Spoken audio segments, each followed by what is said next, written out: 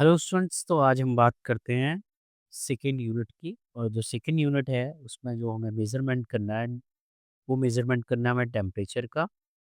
Position भी हम measurement करेंगे, flow sensor and level sensor. तो ये सेंसर्स का हम यूज़ करेंगे, इनके थ्रू कैसे हम ये फिजिकल क्वांटिटी मेज़र करते हैं, इनके बारे में बात करेंगे। तो सबसे पहले हम बात करेंगे टेम्परेचर, ये टेम्परेचर मेज़रमेंट कैसे करते हैं। ठीक है। सो आपके जो सिलेबस में है वो 3 तरह से हम टेम्परेचर मेज़रमेंट कर रहे हैं, with the help of thermocouple, with the help of thermistor and with the help of RTD. ठीक है। सो सबसे पहले हम बात करेंगे थर्मोकपल्स कि थर्मोकपल्स होते क्या हैं।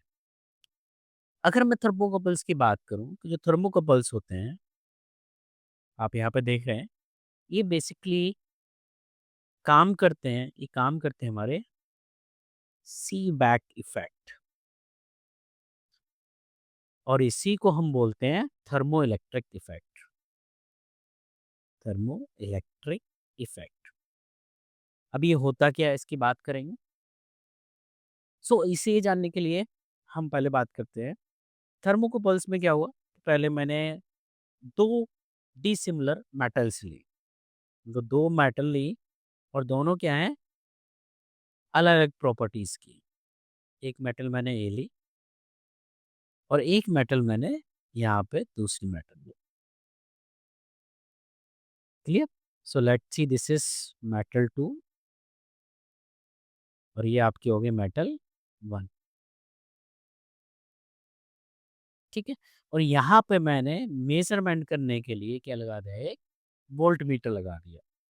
ठीक है। अब सी बैक इफेक्ट क्या बोलता है कि अगर मैंने दो डिफरेंट मेटल ली और दोनों को मैंने ज्वाइंट कर दिया। ज्वाइंट, एक जंक्शन यहाँ लिया और एक जंक्शन यहाँ। अगर मैं इस जंक्शन को हॉट जंक्शन बना दूँ, मतलब यहाँ आपको मैं हीट प्रोवाइड करूँ, और इस वाले जंक्शन को कोल्ड करूँ, मतलब जंक्शन 1 एंड जंक्शन 2, दो जंक्शन, ऑब्वियसली दो मेटल को कंबाइन करेंगे तो दो जंक्शन बनेंगे, उन दोनों को ज्वाइंट कर दिया। सो लेट्स सी, फर्स्ट पॉइंट को मैंने हीट देना स्टार्ट किया और सेकंड को मैंने फ्रीज करना स्टार्ट किया, कोल्ड। तो होगा क्या कि इस वजह से एक ईएमएफ इंड्यूस होगा। ठीक है। ईएमएफ मतलब कि जो इलेक्ट्रॉन्स है वो डिफ्यूज होना स्टार्ट करेंगे। जब इलेक्ट्रॉन्स का मूवमेंट होगा तो करंट फ्लो करेगी, करंट फ्लो होगी तो मतलब वहाँ पे पोटेंशियल कुछ ना कुछ चेंजेस आए। सो जैसे ही मैंने ये प्रोसेस स्टार्ट किया, एक को हॉट किया, एक कोल्ड किया, तो क्या हुआ, एक ईएमएफ इंड्यूस हुआ, और एक यहाँ पे आप देखोगे कि जो यहाँ पे पोटेंशियल वेरिएशन जमी, इस चीज को हम बोलते हैं सीबैक इफेक्ट या थर्मो इलेक्ट्रिक इफेक्ट। क्लियर। और इसी बेसिस पे जो हमारे होते हैं थर्मोकपल्स, वो काम करते हैं। सो अगर हम मुझे इसका कंस्ट्रक्शन बनाना होगा तो इसी इफेक्ट को लेके हम कंस्ट्रक्शन डिजाइन करेंगे कि मैंने दो मेटल ली, दो मेटल डिफरेंट डिफरेंट प्रोब की ली। सो लेट्स सी, वन मैंने ये ली, ठीक है, और एक मैंने मेटल यहाँ पे ली। दोनों को मैंने प्रोब को कुछ ऐसे ज्वाइन कर दिया। ठीक है।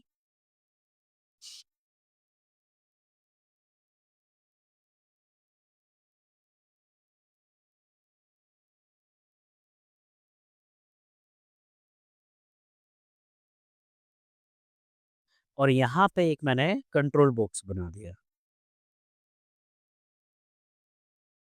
कंट्रोल बॉक्स बनाया मैंने यहाँ पे।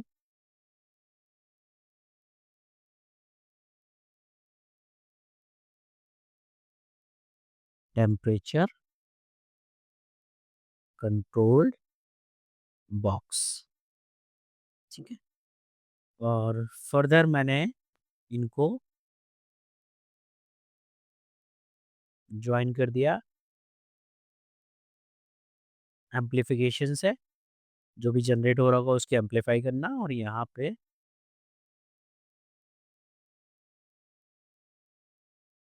Temperature calibration.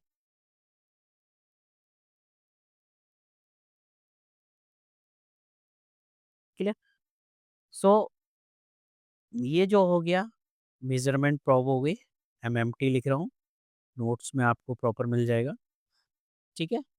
ये आपकी मेटल 1 हो गई, ये मेटल 2 हो गई। इनको मैंने इस तरह से जॉइन किया और मैंने क्या किया, अब ये यहाँ पे हीट देना स्टार्ट किया और एक जो टेम्परेचर कंट्रोल बॉक्स है ये क्या कर रहा है, फ्रीजिंग कर रहा है और यहाँ पे टेम्परेचर को मेंटेन कर रहा है। तो जैसे ही देखा तो ये क्या होगा, यहाँ पे इस कंडीशन की वजह से कोई पोटेंशियल ड्रॉप जनरेट होगा, उसको मैंने एम्पलीफाई कर लिया और यहाँ पे मैं कैलिब्रेशन को चेक कर रहा हूँ कि जैसे-जैसे टेम्परेचर में वेरिएशन हो रहा है, इसमें एम्प्लीफिकेशन में क्या चेंजेस हो रहे हैं और यहाँ पे जो पोटेंशियल जनरेट हो रहा है, ठीक है?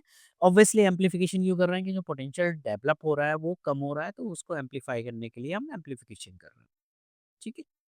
तो ये तो हो गया इसका वर्किंग और कंस्ट्रक्शन। अब यहीं पे हम फटाफट देखते हैं कि जो वेरिएशन हो रहा है, जो मैग्नीट्यूड वोल्टेज का जनरेट हो रहा है, पोटेंशियल जनरेट हो रहा है, वो कैसे डिपेंड करता है इस डेल्टा टी पे। तो जो इक्वेशन होती है मैग्नीट्यूड की, वो होती है A delta theta plus B delta theta का whole square. Here, this delta theta is change in temperature of thermocouple,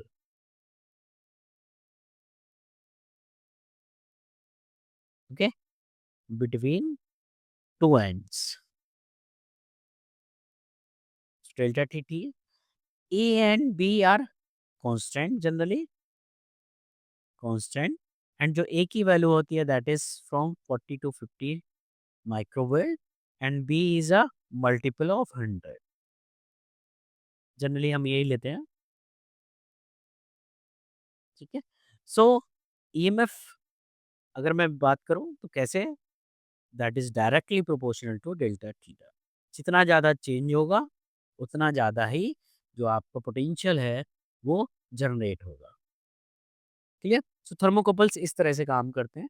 अब डिफरेंट डिफरेंट अगर मैं बात करूँ, डिफरेंट डिफरेंट आप अगर मेटल्स लेते हैं तो उनका डिफरेंट डिफरेंट टेम्परेचर और उसमें ग्राफ मिलता है। सो फॉर एग्जांपल कुछ इस तरह से आपको ग्राफ मिल जाता है कि ये हो गया आपका मिली वोल्ट में जनरेशन हो रहा है and this is your T temperature यहाँ पे वेरी कर रहा है। सो डिफरेंट डिफरेंट ग्राफ्स मिल जाते हैं हमें यहाँ पे। कुछ इस तरह से मैं एक दो बना रहा हूँ आपके लिए, जिस तरह से, ठीक है, ये लीनियरली होंगे। So let's see this is first second and third. So अगर आपका रोडियम और आयरेडियम है, शॉर्ट फॉर्म में लिख रहा हूँ, नोट्स में आपको मिल जाएगा, तो कुछ इस तरह से आएगा। अगर कॉपर एंड टंगस्टन का है तो कुछ इस तरह से, ठीक है। आयरन एंड टंगस्टन है तो कुछ इस तरह से। Okay, so different different metal के लिए डिफरेंट डिफरेंट जो कैरेक्टरिस्टिक होता है वो अवेलेबल होता है, क्लियर। अगर यही मैं बात करूं आपके कैरेक्टरिस्टिक्स की, जो थर्मोकपल है, कैरेक्टरिस्टिक्स, ठीक है। तो कैरेक्टरिस्टिक जो हमारी सेंसिटिविटी होती है, मॉडरेट सेंसिटिविटी, ये होती है 100 टू 500 डिग्री सेल्सियस पर वोल्ट। रेंज जो होती है टेम्परेचर की, that can be measured up to 140 degree 100 1400 degree Celsius. Magnetic effect का फर्क नहीं पड़ता है, so not effective by magnetic field. और भी होती हैं कि एक्यूरेसी जो होती है वो लोअर होती है, ठीक है, एंड जो प्लेसमेंट इश्यूज होता है वो ज़्यादा होते हैं। वहीं अगर मैं एडवांटेज की बात करूँ तो ये एक्टिव ट्रांसड्यूसर की तरह होते हैं, चीपर होते हैं एंड मेजरमेंट करने में, टेम्परेचर मेजरमेंट करने में कन्वीनियंट होते हैं। और डिसएडवांटेज डिसएडवांटेज की बात करूँ तो सबसे बड़ा डिसएडवांटेज है इसकी लो एक्यूरेसी, एक्यूरेट आपको नहीं मिलता है। सो ये आपका हो गया थर्मोकपल के बारे में, ठीक है। सो नेक्स्ट लेक्चर में we will talk about the thermistor. Thank you students.